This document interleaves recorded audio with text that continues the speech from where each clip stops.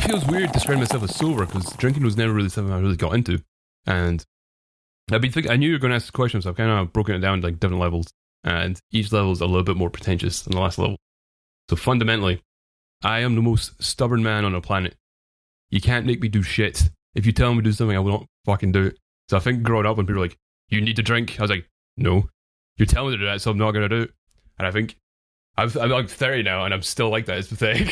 Fucking. Hey, what's up, Vox and Hops heads? I'm Matt, the vocalist of Cryptopsy and the host of the Vox and Hops Metal Podcast, brought to you by Sound Talent Media and Evergreen Podcasts, where I sit down with fellow metal musicians to talk about their lives, music, and craft beer. I hope you've been having a glorious week. I most certainly have been. We are now just about halfway through Vox and Hops Sober February 2022, which is proudly presented by Pitch Black North, the Satanic Tea Company. If you're not aware as to who Pitch Black North, the Satanic Tea Company is, well, let me tell you a little about them right now. They've been featured in the New York Times. Their slogan is "Sin now, steep forever." I love them to death. Every sip is blasphemy. All of their products are ethically sourced, expertly crafted, and they're only made in small batches. This past fall, Cryptopsy teamed up with Pitch Black North to create a very cool tea, and there are still a few of those left up on their website. That tea is called Nun So Vile. It's a lavender black tea with hops, so you should head on over to pitchblacknorth.com. That's pitchblacknorth.com, and you can go and pick that up. If you do pick it up, grab some other things, because the wonderful humans at Pitch Black North have created a promo code for you, Vox and Hops heads. If you use the promo code when you're checking out VOX&HOPS15, that's VOXHOPS15, you will save 15% off of your entire purchase. Not only will you be getting a bunch of great satanic tea, but you will also be supporting the podcast. Super stoked to have Pitch Black North supporting Vox and Hops Sober February 2022. Now, before we jump into today's episode, I'd just like to ask you to follow the Vox and Hops Metal Podcast on the podcast platform of your choice. But more than that, I'd also like to ask you to rate and write a review for the podcast. Now, why do I want you to do this? You have to imagine that if someone is looking for a new podcast to listen to, what do? They scroll down, they check out those reviews, and if there are a bunch of great reviews for the podcast, well, they're probably going to give that podcast a chance. So if you were to write a review or rate the podcast on the podcast platform of your choice, you might actually be the person that helps sway someone's decision to become a future Vox and Hops head, and that would be something that I would truly appreciate. Now, today on the podcast, I'm with Chris Ryan of Party Cannon. Get ready, everyone. This is Vox and Hops episode number 324. I warn you, what you are about to hear is very disturbing indeed. Hey, what's up, everyone? Today I'm with Chris Ryan of Party Cannon. Chris, how are you doing? Doing good, man. It's a pleasure to be here. Cheers for having me on. Super stoked to be with you. This is a special episode because this is a sober February episode, and you are sober, so I appreciate you taking the time, coming and hanging out with me and talking about your sobriety, and we're going to dig into that later. But first, I would like to touch upon how you coped with the glorious years of 2020 and 2021, and hopefully not 2022. How did you cope with these glorious times of COVID? Overall, it sucked, man, but I was in a very kind of fortunate position. Like, I don't live off touring or anything like that. Like, I have a full-time job outside that, so my job is pretty good. I could work from home. So in that kind of respect, I was pretty lucky compared to some other people. Like, I had friends, like, becoming unemployed and things, but I can't complain too much. I was in a pretty privileged position, but overall, I'm going to say it fucking sucked, man. It was a terrible situation for everybody. It's just awful, man. Like, I was waiting on my house being built at the start of COVID, and that got delayed. So instead of getting it in February, it ended up being like November, December of 2020. So being like a fucking adult baby, I had to like stay at my parents' house for like an extra like year, pretty much. Fucking 28, 29, like, it's like, Mom, do you need in the shower? Can I go in if you can? Fucking yeah. But I guess everyone did. How did you cope? How was it for you, man? Because I'm guessing touring took quite a big hit for you then. There was nothing, and we had nothing in the works. We are still writing a new record. We wrapped up a tour in July of 2019 with Sopra Song Gino from Slam Man Booking, who actually helped set up this interview. Yeah. So massive cheers. Yeah, shout out to Gino, man, my fucking man. We were doing the Laws of the Flesh Asia tour last show that I performed at was in July 2019 in Seoul, Korea. And then we had nothing in the books. We had one show that ended up getting canceled in 2020, but then nothing else up until just recently. Cryptopsy performed at Heavy Montreal Presents VOX&HOPS Brutal Montreal, the metal and beer festival that we just did back in December. It felt so damn good to be back on stage. Yeah, it's a good feeling, man. We had a shitload of stuff cancelled in 2020 and even 2021. Like, we were meant to go back to America. I booked a bunch of European gigs. We had a 75 capacity venue gig in Inverness cancelled. That was a weird one. Blur everything, man. We had so much touring planned and it was all down the pan. And since we were self-managed at that point, it was all gigs I booked. So I was... Oh, wow, okay. Yeah, so since I work full-time as well, that was my spare time. I'm never getting back. Just completely gone. Yeah. But what's the alternative? Mass deaths, I guess. Fucking, so who knows? That's rough. A lot of work goes into booking stuff. Yeah. People that don't, people outside the industry do not understand how much work and legwork and patience and writing the right message at the right time goes into booking shows. Art in itself, man. Crazy. Yeah. Props to you for doing that. I mean, like, outside of that, it's all about building your band to the point where people want to book you as well. So when we're like getting all these, like we had American tour canceled, we're on like 2 big festivals in America as well. It's not just the booking time, it's all the time we spent becoming the band that becomes bookable as well. It's just kind of down the drain, just straight away, like crushed. But the way I see it is, I'm glad it's a global pandemic that fucked off and not anything I did, because I've been there before. It's all good. Yeah. We're all in the same boat. We're all fucking suffering. Sorry, man. I feel bad complaining because obviously I'm speaking from a position of, oh, my little band couldn't play some gigs. And there's a lot of people out there like, my relatives died. I lost my job. I couldn't. Yeah. So, I mean, and it's a drop in the ocean. It sucked, but people have bigger problems than fucking death metal bands. But to us, it feels so hard. VOX&HOPS is all about hanging out with my metal friends, talking about their lives, music, and typically craft beer, but we're not going to be talking about that today. What are you going to be drinking on your side that we're going to be sharing virtually? So today, man, I'll be drinking Iron Brew, but not just any regular Iron Brew. I'll be drinking a glass bottle of 1901 Iron Brew, which is a limited edition, or they say limited edition, it's a permanent thing now. It's the original recipe of Iron Brew that came out in 1901. It's pretty good. It's pretty different. It's mega sugary. I'm going to go into the lore of Iron Brew for a little bit here. Iron Brew recently, kind of standard Iron Brew recipe changed recently. So there's way less sugar in it now. And a lot of people kicked off about that. There's a sugar tax in the UK, so it became unviable for like a small Scottish company to keep charging way above what they usually do. So what they did was they reduced the sugar so to keep the price the same. But to compensate for that, they released this special edition, which is so unbelievably sugary, man. But yeah, my personal trainers will be fucking listeners like, Chris, what are you doing, man? Why are you drinking that? I fucking love it. And you need to represent Scotland as well. Like you were saying, your grandmother's Scottish and you tried haggis and Iron Brew while on tour. That's right, yes. I'm a proud half Scotsman. My grandmother's from Greenock. Oh, really? Yeah. That's where she grew up. And my dad, too. He grew up in Greenock and moved to Canada when he was 3 years old. So I'm a very proud half Scotsman. And before we were setting up the interview, we're like, just to warn you, I have a very strong Scottish accent. And I was like, oh damn, I'm looking forward to just listening to you talk, because I used to go to my grandmother's house every weekend and she'd cook us lunch, and then it's nice, she would just, and I, growing up in a house like that, I completely understand every word you're saying perfectly, and it makes me think of my granny. So thank you. Oh, no way, man. That's amazing. Like, I'm glad to bring you that nostalgia. Other Scottish people find me kind of hard to understand as well. My accent is a bit unusual for a Scottish person, because my family way down the line is Irish. So they kind of moved over, and my parents lived a bunch of places. My mum grew up in Edinburgh, and my dad grew up in Glasgow. So it's kind of conflicting things. People in Fife, where I'm from, they speak kind of weird too. So my accent's a bit of a amalgamation of different Scottish accents. But yeah, it's all good, man. It's all good. Say, some people think I sound American, and I've had that in America as well. One time when Party Cannon were on tour, we're checking into a motel, and I handed the guy my driver's license, and he's like, "Sir, this is a European driver's license." I was like, "Yes." He's like, "Why is that?" I was like, "Because I live there. I'm from there." It's like, you've lived here long enough to lose your accent. It's like, I've been here 2 days. He's like, are you not from like Baltimore? I was like, no. What?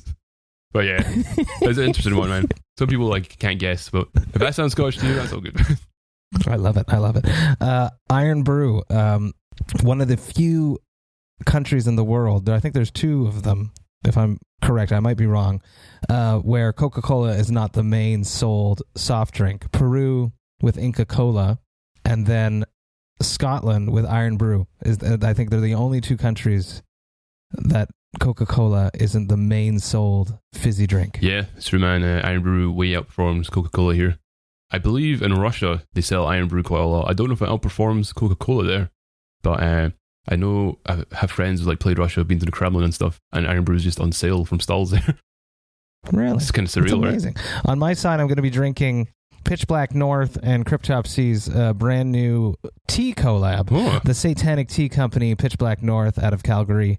I absolutely love these guys. Their tea is really good. I love their branding. I love their social media. Dominic that runs it is a fine satanic human. I love him to death. This is Nun So Vile, but spelled N-U-N. It's a lavender black tea, and there's actually a bunch of hops in it too, because we made a killer collab with a beer from New Level Brewing, and they actually put this tea in the beer, so there's hops in the tea. I love it. Yeah, so sick, man. Cheers to you. Thank you for hanging out with me with your extra sugary Iron Brew. Okay, cheers, bro. I would love to hear about the soundtrack of your youth when you're growing up in your parents' or guardians' house. What music was playing when you were not in control of the radio? What music did your parents or guardians listen to? So, soundtrack to my youth. My dad, especially, he was like a massive blues guy and kind of old school, kind of bluesy rock, hard rock type person. From a young age, I was always exposed to things like Eric Clapton, Black Sabbath. My dad was mega into Cream. My mum liked things like kind of prog rock as well, like Genesis and things like that. So, things on the radio was always the classic hits. Like, there's always Sad Blood Sabbath on, Tears in Heaven by Eric Clapton. I really remember my mum playing Walk This Way by Aerosmith and Run DMC a lot. That seemed to stick in my head. I remember as a kid, like being really young, I always wanted to listen to that song. So I was like no one in my family was really a musician, but rock music and blues music had always been there. My dad always tells me a story about going to see the Eagles with Queen supporting him, and Queen also had long hair. He really holds on to that fact. And he says he's seen every iteration of Deep Purple and Rainbow there is to see. And yeah, he tells me about saying Iron Maiden by accident one time. So all this stuff kind of grew up. I knew it was always there.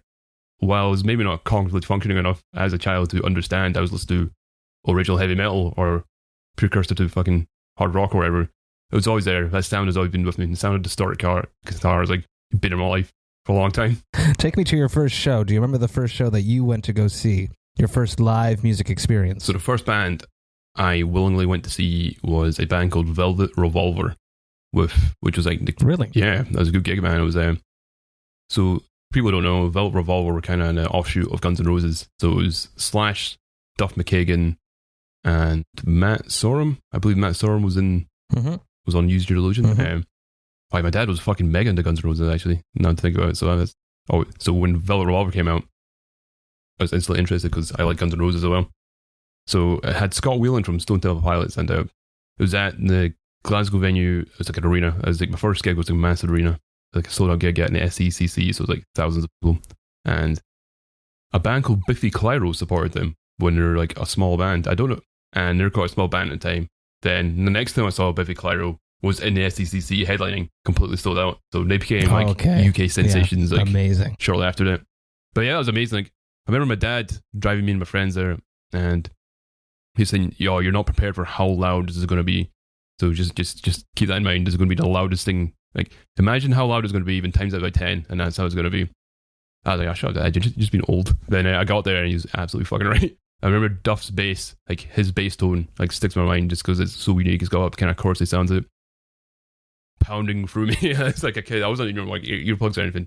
Like stuck to it. We had to sit in seating as well because we couldn't get fucking standing tickets. I remember that really sucking, actually. I remember just the bass tone just sticking me to the seat. It was like so loud and so like punching. Oh, wow, it was insane. And as soon as I kind of felt that, I was like, cool, I know I want to play bass. I know I want to fucking do this as well. It just seems amazing. I just want to be on stage, fucking performing. It was a real kind of like eye-opening thing. I didn't expect it to be a kind of Mm-hmm. Eye-opening, because at that point, like, I like music, I was interested in it, but I wasn't mega interested in it, if that makes sense. It wasn't like a kind of passionate thing for me. But as soon as I saw that, that was it. I was hooked. That was my life down the drain. You're like, Dad, you got to buy me a bass now. Okay, straight away I was like, yeah, I'm going to definitely play bass now. How about your first time on stage? My first time on stage, it was my high school band. I used to be in a band called Psychoanalysis. It was your typical... So, just to put this in perspective, I'm 30 now, so I kind of grew up in the metalcore, melodic metalcore, In Flames type boom thing. So, I was 14 or 15 when I played my first gig. It was 2006, I believe, maybe 7. We played a place called the Soundhouse in Glasgow, where I saw Cryptopsy before you were in the band, I think. I was very young at the time. Mm-hmm. I think it was... Who was on that bill? I can't remember. But, yeah, so my high school band was... It was, yeah, typical type thing. So Killswitch Engage, it was big at the time, In Flames, Unearth, Trivium. So it just kind of sounded like that. Shouting, screaming, clean singing at points, knock off Anti-Gate riff, fucking, yeah, that whole kind of thing. And it was fun, I absolutely loved it. Like, I remember doing it, I was so excited for the gig. The rest of my bandmate were really nervous about the whole thing, which is fair enough. But I couldn't wait to go on stage. I was getting bass lessons from a guy called Laurie McMillan, and he played bass for Ray Wilson, that's his name, sorry, Ray Wilson, not Steve Wilson, Ray Wilson. So I've been getting lessons from this guy, and I've been picking his brain about touring the world and playing gigs and getting all the advice I could. And he was giving me really good advice. He was just giving me how to deal with nerves, what to do if you can't hear certain things. So I felt like before going on stage, I was pretty confident. Like, cool, I had all this advice in my head. I know what I'm going to do. If this happens, I know what to look out for and this. And I was like trying to tell this like a bandmates, like, here's some advice I've got. I know, I just shocked. You don't know what you're talking about. You're also 14. Where are you on? Like, really? Yeah, cool. But I remember I loved every minute of it. I know we just played to like my friends and my family, and fucking random people who came to see like the other bands. It was just like a local band night. We had to like sell tickets and things like that. It was one of those deals, but I loved every moment of it. And I remember I used to like watch all the videos, like my friend's mom took us like playing back. I used to watch them religiously, like study them, how we could be better, how we could sing. And looking back, oh, we did a great job. I remember like sitting back watching it with our guitarist, but like, look, we did great. We sounded really good. And he'd sit there and be like, no, it's terrible. We're fucking up all the time. I hate every moment of this. I can't believe we went and played a gig to these people and they're all just going to think we're dickheads and stuff. Like, oh man. I was just kind of polar opposites. So I loved every moment, even like mistakes and stuff. I was like, that's live music. That's what I enjoy about it. And he was like, no. He just seems to take it kind of like a crushing way. But yeah, I think we played to like 20 people at most, to be honest. But the lineup we played with, I remember it being like really sick. We played with this band called Visceral Deity, who were one of Glasgow's like kind of original death metal bands. And they were like, they had Hyperblast, like Pig Squeals and stuff. And they're like really good, like brutal death metal. And they end up like touring with a lot of bands after it. Mm-hmm. And their vocalist went on to join Cerebral Bore as well. So for a little while. So I thought it was amazing. Like, I was like, oh, I can't wait to play Visceral Deity. I've got like their demos and stuff. I was really hyped about it. Then, yeah, it was just good. I felt like I made a big step when I played that gig, and I kind of felt like I wasn't wasting time like playing bass. I kind of felt like I put a lot of effort in. I went and got these lessons, and now I'm doing it. This is what I want to do. Whereas I think my other bandmates were kind of shaken by the experience. So, you have to either be ready or not ready. And as I've played in a bunch of bands leading up to being in Cryptopsy, and not everyone is in it for the same reasons, right? So yeah, definitely, man. You have to go through those experiences, and especially in early bands. And I started with a band outside of Montreal. Sometimes you end up being in a band with people because they can play that instrument, and you need that drummer. Yeah, you need that. Especially drummers, man. No, if any of my old bandmates are listening, I love you all, but some people weren't in it with all the same enthusiasm and passion as the rest of us were. So no, for sure, man. It takes time but you have to get through those gigs to get to the gig where you're supposed to be. Definitely, man. That's kind of why my high school band fizzled out in the end, I think. I ended up driving for a few bands eventually when I was like 18, I got my driver's license things. I'd be like MySpace and Facebook and stuff were like a bit bigger then, so it was easier to connect. So I was talking to other people. I was like saying I could drive. I would drive people to these gigs and stuff, and that way I'll meet other promoters, see how they do things. Because at that point in time, Cerebral Bore were really taking off. and I saw what they're doing, and they're unsigned. Super War were touring America, Super War were touring Europe with Defeated Sanity, like our favorite band. It's like, how are they doing that? Like, what's stopping me doing it? So when I started driving these bands around, I was like, cool, I'll just pick everyone's brain, hand out as many demos as I can, do that kind of thing. Can I get just network? It was all networking. So then I started trying to get gigs in England for my band. It was still my high school band at this point, and they weren't really into the whole driving, getting paid like minimal, and playing to outside people, like booking things themselves. They were quite happy just playing like support slots in Glasgow or playing like short drives like Dundee and things like that. Because at that point, we're mainly just playing like ticket selling support slots, like sell tickets to your mates, support fucking Onslaught or Misery Index, things like that. It was just kind of like pseudo buy on type things, and they seemed quite happy with that. But I kind of want more. I wanted to tour the world and play certain things, and also a big factor of that was we were still playing like melodic death metal and metalcore type stuff. By that point in time, I was fully into like slam and death metal. Like I wanted to play that kind of thing. So it's a bit of a disconnect, but it was a good stepping stone. I learned a lot. So when I started Party Cannon and Iniquitous Savagery, we had a good basis to start off. I had clear visions on how to get out there, how to like play to actual people who give a fuck about your band. Yeah, so like you're saying, everyone's in it for kind of different reasons, and at that point, I need to find people who are in it for the same reasons I was. No disrespect to my other bandmates, like they're still my friends, I love them and stuff, but they're not actively in bands at the moment, so I can see you. It's kind of, yeah. That proves the point right there. Cheers, man. Let's talk. This is a sober February episode. I'd love to talk about your sobriety. Have you ever drank? Did you ever drink? Tell me your journey, your story, please. So I have drank before. It's just kind of occasional type thing. I've never been kind of binge drinking type person. So it feels weird describing myself as sober because drinking was never really something I really got into. And I've been thinking, I knew you were going to ask the question, so I've kind of broken it down to like different levels. And each level is a little bit more pretentious than the last level. So fundamentally, I am the most stubborn man on the planet. You can't make me do shit. If you tell me to do something, I will not fucking do it. So I think growing up when people were like, you need to drink, I was like, no. You're telling me to do that, so I'm not going to do it. And I think, I'm like 30 now, and I'm still like that. It's pathetic. Fucking, yeah. So fundamentally, so that's like a kind of like surface level reason. I think the next reason, and I kind of realized this more and more like as I got older, was drinking just seemed to get in the way of a lot of things like I wanted to do. Not me drinking, but other people around me drinking. So if I want to go to band practice and things, when we were younger, it's all fine. Everyone into it, but then eventually things like band practice, be like, oh, I don't want to go. I'm going to be hungover that day, or I want to save my money to fucking spend on booze. Like, chaos getting away, and things like I just had like goals and like projects that I did to work on and with other people. But often drinking would just come first, be like first and foremost in life. Not in like an alcoholic type way, but just why would I put effort into this when I could go fucking get drunk and it'll be more fun? It's like, and since I was born, a bigger priority. Yeah, there's a bigger priority for other absolutely. people. And I was born in November, so I feel like quite younger than a lot of people in my social group. So they were like turning like 16, 17 in January, whereas I had to wait till like November. So they were getting driver license before I was. They were able to like do certain things before I could. So I was kind of relying on them to do certain things. So we would say we made plans to go to a gig in Glasgow. Where I live is a place called Dunfermline. Well, I grew up in a place called Dunfermline. I live in a different place now, but in order to go to any gig, they all happen in Glasgow and Edinburgh, and that's at least like 40 minutes to an hour and a half drive there and back. And so if I want to go to a gig, I had to kind of rely on them or my parents would take me. And obviously it wasn't fair to keep asking my parents to take the gigs on weeknights and stuff when they like work. So I would organize with friends, go to certain gigs, and eventually be like, oh no, I want to save my money for going out on a weekend, or I'm too hungover, or I don't want to go if I can't drink. And another one was people didn't want to go to gigs because they couldn't afford beer at the gig, so they didn't want to go to the gig at all. Things like that. So, and then it got to points where I was in, when Party Cannon started taking off, some members would be like, oh, I don't go, I can't make practice, I'm too hungover, I didn't learn the songs, I got drunk instead.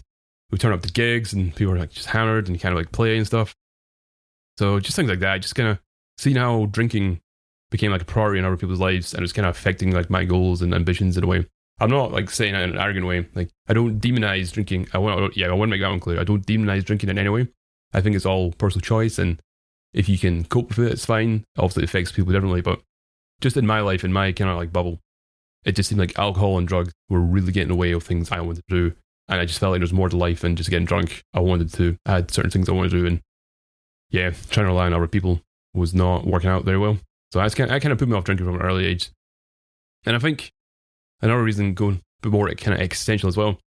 I'm sure it's the same around a lot of the world, but in Scotland there's quite what I describe as a toxic drinking culture. I know toxic is like a kind of buzzword at the moment, but it kind of hits all the points I'm trying to make. Just from a young age, it's just kind of instilled into you that you're a man, you have to go fucking drink pints, you have to go to the pub afterwards, work, you have to work when your reward for working is drinking at the pub. And the pub came as kind of deified place where you had to go there. That's where all your good memories will happen. You work Monday to Friday, then a weekend you go to the pub, and then you go back to work. That's all life is. If you can drink more pints than this guy, you're more of a man. And yeah, it's just stuff like that. I just didn't, even from a young age, I couldn't like articulate the thoughts as well, but it just felt wrong to me. Again, not demonizing drinking anyway.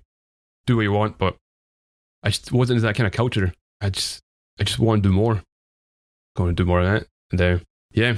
And I kind of found a reason, like kind of later in life, as soon as I became kind of more cognitively aware of certain things, I'm quite like, I can be a person of routine and I can be a person of habit. And I've started kind of identifying kind of more, maybe possibly addictive parts of my personality. So as an adult, I'm like, I do these things a lot and I can fall into this routine quite easily. Maybe I dodged a bullet by not getting into drugs and alcohol, because maybe I have addictive qualities that I've not really addressed before. And by viewing it in this light, it's like, oh, cool, maybe I did get into drinking. It might have not worked out well for me as it has for other people. Because I have friends who take heinous drugs and drink a lot, and it doesn't affect their life in any way. They're in control of it. But I have other friends who do the exact same thing, and it completely ruins them. They can't like break the habit. Yeah, I've had friends who've come to me like, oh, I've been addicted to cocaine for 6 years. I've only just kicked it. I have other friends who are like, oh, I take cocaine every weekend. It's fine. I'm working this job. It's not hurt my life in any way. So, yeah, variety of reasons, man. That's very interesting, and I completely agree that the UK culture, Australian culture is another one. The American frat party culture all sort of stems together of a pint and the amount of pints and the competition of it. And then something you also mentioned that I thought was super interesting was that the culture of being a grown-up, of being a man, you go to work and then you go grab a pint afterwards, and that is a ideal life for most people. And you looked at that and you said, I want more than this life. So you're rebelling against the norm is interesting. I find that very, very interesting and commendable that at a young age too, that you realized that you saw what normal regular life, you know, here in Canada, I guess it would be more so like the two kids, the house and the backyard, let's say. Whereas in the UK, it's a job, a hard labor job almost, and then going to the pub and slamming a few pints before going back home to eat supper with your family. And is that not what metal and punk is all about? Going against the norm? Yeah. I'm just, man. I think it's very, very interesting. Yet, you formed a band called Party Cannon. Yeah, and there's a disconnect there, isn't there? Yes, and I'm very interested in this. So your whole band's concept basically is excess and fun. Yeah, man. I mean, whilst I don't drink, I still love partying and I still love fun. This is a misconception a lot of people have, like that straight edge people are nerds. I don't really use the term straight edge, and I am a fucking nerd, but I still do enjoy having fun. I still go to parties. I still go like house parties and stuff, and just enjoy doing dumb shit. I'm just sober while I do it. That's the whole thing. That's the whole thing, man. See, but a lot of people looking from the outside wouldn't think that, though. That's what I find interesting. You would imagine that Party Cannon are insane humans that can drink you under the table and have fun while doing it. You know what I mean? That's that was my first, when I first stumbled across. I think we played together, actually. Did in Edinburgh. We did, yeah, right? It was the Nun So Vile tour. Yeah, in Bannerman's. Yeah, exactly. Yes. Yeah. That was a weird little room. But lots of fun. But I remember the atmosphere being like, these guys are crazy. When I got hooked up to do this with you, I definitely want to ask you, and since you're one of the founding members of the band, how did you find that balance of you broadcasting fun and party, yet you yourself, you can still party as you just mentioned, but you're much more docile than, say, people that do it in over excess? Well, I mean, now our guys in the band are still into like drinking and drugs and things. So I mean, it's not entirely disingenuous, but the way I say is it's just a concept as well. Like the way I've always kind of envisioned like slam, death metal, and gore grind is always a party. It's always fun. Like if you go to Death Feast in Germany, Exactly. or Obscene Extreme, people are just running in circles and fucking having fun. Like Gulax, they're a fun band. Yeah. I know Matty pretty well. He doesn't live in actual physical shit, and their band's all shit themed. Even I guess in Cryptopsy yourself, like you have songs like "Slit Your Guts." I don't think you're actually out like fucking slitting people's guts. So and stuff, That's man. true. That's true. That's true. So Shh, well, don't tell them. I've ruined the mystique there, man. But yeah, I mean, it's just like a concept as well. I mean, you go to a party can gig and you have fun. It's a party. We are delivering what we're saying. You don't have to live that life, but like I'm saying, like guys, we still like to party. We still have fun. So it's not totally like it's not like we're lying to people's faces or anything. Are there fans sometimes that come up to you and for some reason in their mind they're German in my mind right now, and they expect you to party with them, and then you don't, and they're disappointed? Oh yeah, I'm sure that's been a case quite a lot, man. But no one's ever been like aggressive about it in some way. I'm sure a lot of people meet me and are very disappointed. But then they can just talk to one of our members and be like, yeah, you cool. I'll go smoke weed with that guy. I'll go fucking drink with that guy instead.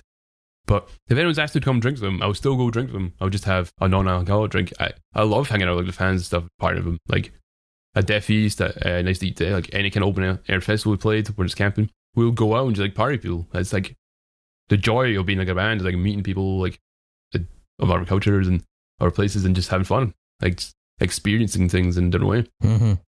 So, but yeah, I'm sure there's a lot. Are there times when your bandmates get a little too out of control and it frustrates you a bit more because you are the sober one? Yeah, totally, man. Like, I'm sure that's the case with any band, though, man. Like, Yes. if you have like a drunk member, like even in my personal life, like I remember like the older I got, like when I was like partying, when I was like in late teens and mid 20s, like I was getting pretty like boring, like babysitting people. Like, I know you're sober and I know it's not my responsibility, but if you see someone who's like fucked, like passed out, I can cognitively see that's an issue. So something needs done about that. Like that person needs some level of care. I just don't have it in me just be like, oh, you've done this to yourself, just fucking suffer. But yeah, to the point. I'm sure everyone can relate, even all people from all facets of drinking and stuff can relate that. If you're around people who've just taken it too far and just can't deal, it's frustrating to be around. And I'm not gonna say I'm not frustrating to be around. And it's probably more frustrating because I'm totally sober and I'm still just a dickhead. So How about other touring packages, other bands that you've toured with that were not sober but saw you have such a good time and have such a good balance? Have they ever hit you up, or have you ever been hit up with them asking you for advice? I have people in my life who've not just like people I've toured with, but just in general who have tried to kick drinking, kick drugs and stuff, and they've come to like, how do you manage to stay sober? How do you manage to be around drunk people when you don't drink? But to be honest, I feel like I am the wrong person to ask because drinking has never been a big part of my life.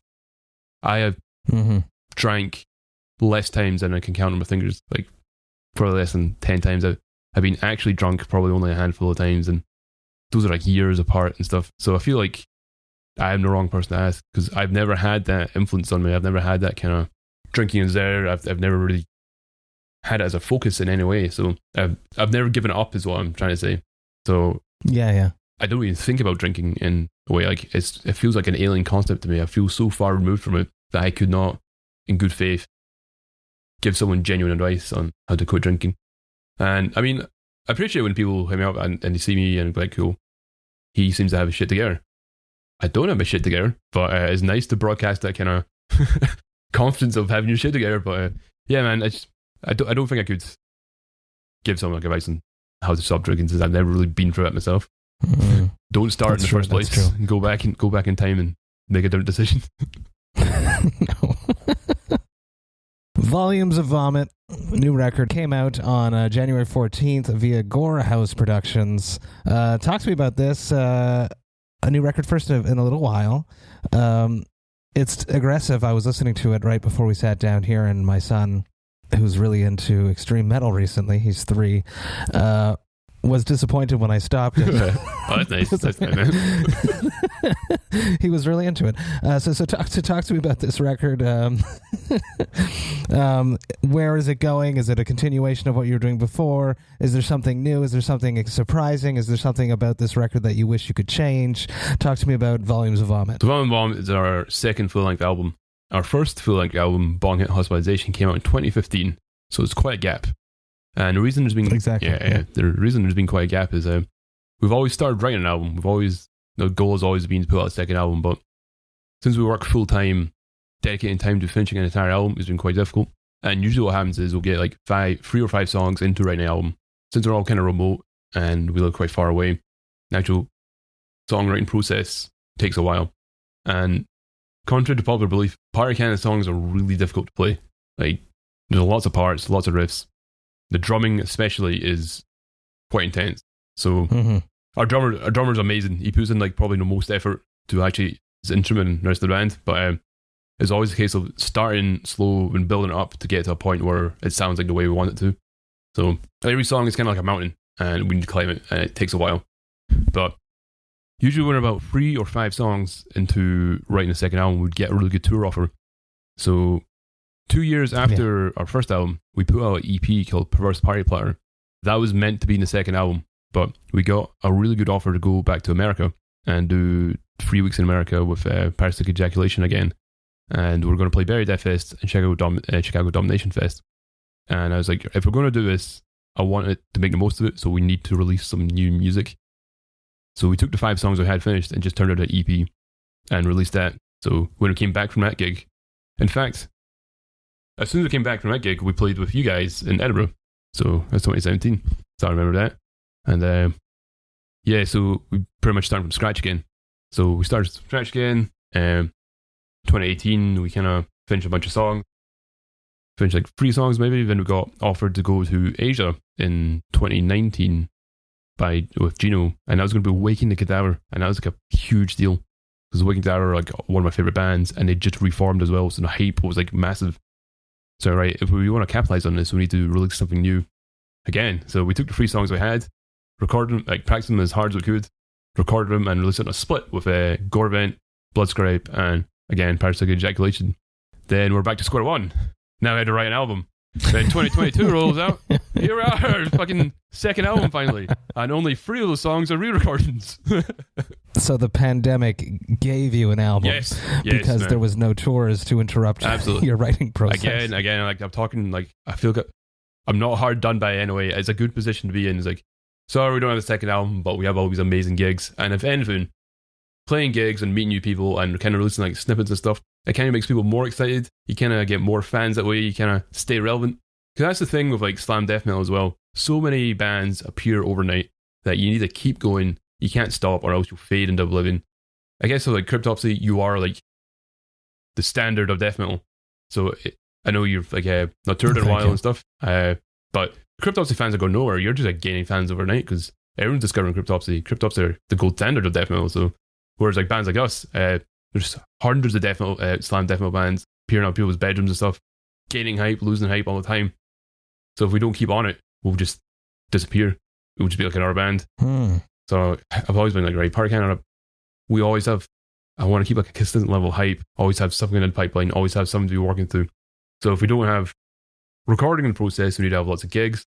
If we're not playing gigs, we need to fucking be putting out videos or something like that. Just keep releasing stuff, keep our fan base engaged so they don't lose interest and go off to another like stupid slam band has just appeared overnight. So that sounds stressful. Yeah, that sounds stressful. You hit on 2 things here. I want to stop before you go somewhere else.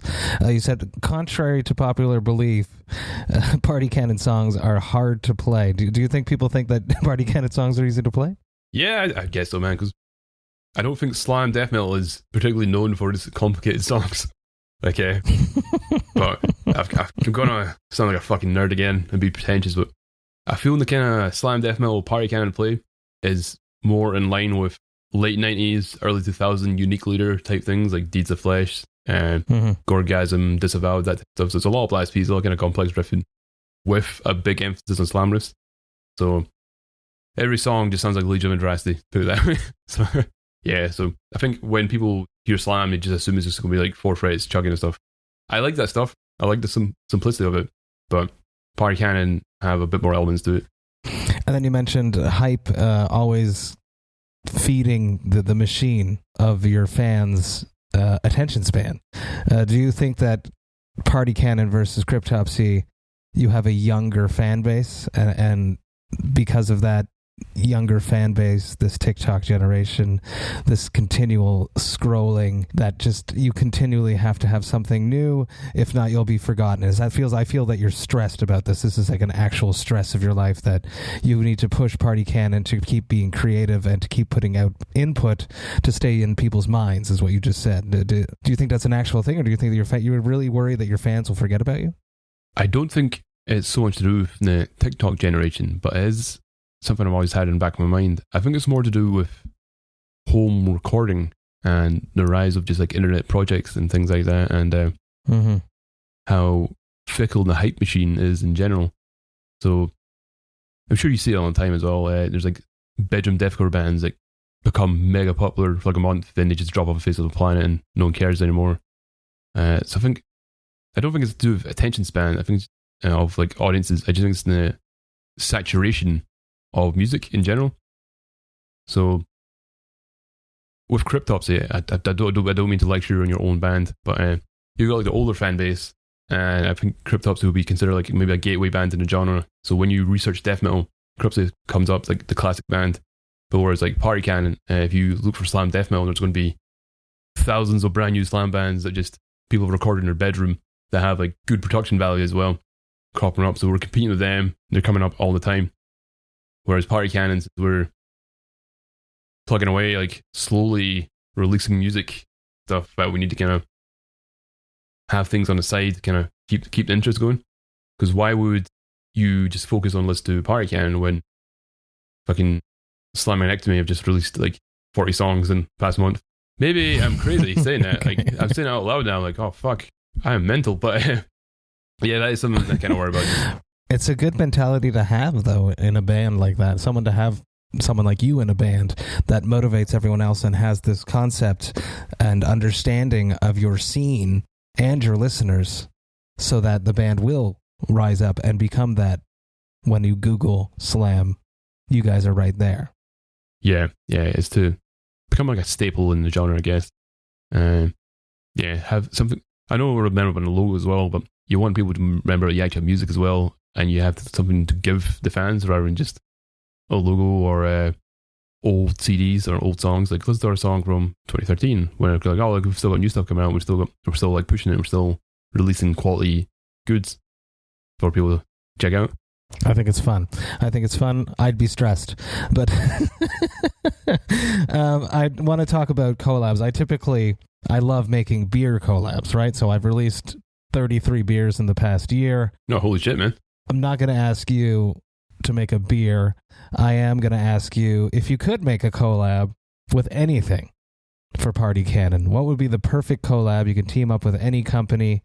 Hypothetically, a Party Cannon IRN-BRU would be something very sick. But what else could you do? What else do you love that you would love to showcase to your fans via a collab project? That's a good question, man. I think a beer would be pretty good, but just not with my input, because I know the guitarists in our band, they're quite into beer, so they'd probably do a good job. But it was me, personally. We did me and my drummer were really into lifting weights and just fitness in general. We did a sports collab with a company called Barbell Beast. I'd love to do more stuff like that, because I am just like a cool endless pit of stupid fucking catchphrases. So we did this studio diary, and I described our album as having hench gym riffs, and that made it on the back of like, that's the reason we got that collab with Barbell Beast. Like the guy's also called Chris. He saw it there, he was like, right, then he's going to shirt and he'd do like a Party Cannon like sport collab. So I'd like to do more stuff like that, man, because still part of the brand. But obviously that'd be pretty interesting to have like different kind of workout gear. You could make like high tops and things like that. You could like weightlifting shoes, and yeah, it'd be fun. There's like an endless amount of like things to do. And I guess with the Party Cannon logo, there's lots of kind of like fun colors you could have and things. So yeah, that'd be like my kind of ideal do like thing. balloon shaped weights. Yeah, it's another good flavor or something. The plates there, Yeah, the plates there on the barbell, balloon-shaped plates, party cannon plates. That'd be very good. That'd be something that I'm actually interested in. But obviously, people would want like a party cannon pinata or something like that. We would use at parties. Hell yeah. Yeah, that'd be good because we've got that EP Part and a Half, and there's our old guitarist Jack, and he's split in half, and there's confetti coming out of him. You could have a big pinata version of Jack, but you hit with a stick. I know I'd enjoy that. I'd take out some latent frustration anyway. I don't. If Jack's listening, we're still like best friends, but so it's all good. But amazing. One last question. I typically wrap up with what a hangover cure is, but we're not going to do that today. I would love to hear what the best part of this pandemic has been for you. The silver lining of COVID. One of them is that you guys got to finish a full-length record for once versus just dropping EPs because you got to go on tour. But what would be another silver lining of the pandemic? A good silver lining of the pandemic was it really gave us some time to kind of rethink our marketing strategy and put a lot of things into place and make some new connections. So over the pandemic, we signed up with an actual management company. We got booking agents sorted. We did a bunch of not collabs. So we did a bunch of licensing with merch fulfillment companies and things like that. So it was really good for getting our business side of Party Cannon in order. I wasn't just buy merch, go on tour, sell merch, come back, attempt to write stuff, fuck off to some more gigs. We really kind of sat down and came up with a plan of longevity in a way. But in my personal life, silver lining job was working from home gave me a lot of time to like focus on things I really want to do. I play like more bass. Like I feel like I entered like a hyperbolic time chamber of like bass playing, man. Like I've really played a lot of bass during the pandemic. Obviously I saved a lot of money because I wasn't really doing anything. But yeah, I think if I was to make like a really kind of like hallmark comment about the pandemic, it really made me reevaluate my life and decide what was important and things I missed. Like when everything's taken away from you, you really miss certain things. And obviously the things I missed most were playing gigs, seeing friends, traveling. So now that things are kind of lifting, I'm making those a big priority in my life. Get back to gigging, play the best gigs I can, visit all the places I want to play, make time for people I find important in my life, all that kind of stuff. So yeah, best thing I got in the pandemic was some perspective. I also realized how lucky I was to be in certain positions, and I keep banging on about, I wasn't losing my job, I wasn't going homeless. Did really make me appreciate that I'm not doing too bad. Absolutely, absolutely. Chris, thank you so much for taking the time, having a chat with me, talking about your life, music, talking about a sober lifestyle, drinking was never a part of my lifestyle. I really, really appreciate this, and I think Party Cannon is stepping out of the pandemic at a much better place, and I'm excited to see where you guys go. Thanks a lot, man. Cheers, everyone. Cheers to Gino for putting us together, and cheers to having me on, man. Cheers. Hey, thank you all so much for listening right to the end. You know that I love and appreciate that. Man, this was an awesome conversation. I have to say thanks again to Gino Sompersong from Slam Man Bookings Asia for helping us set up this interview. I greatly appreciate all your help, my friend, and I cannot wait to hang out with you again on tour. Gino, I love you. Chris, thank you so much for hanging out with me. This was a great conversation. I am very excited that we had a chance to connect, and I love your work ethic, and I just can't wait to see what Party Cannon does in the next few years. If you enjoyed this Vox and Hops episode, you should sign up to the Vox and Hops Metal Podcast mailing list. You can do that on my website, voxandhops.com. That's VOXANDHOPS.com.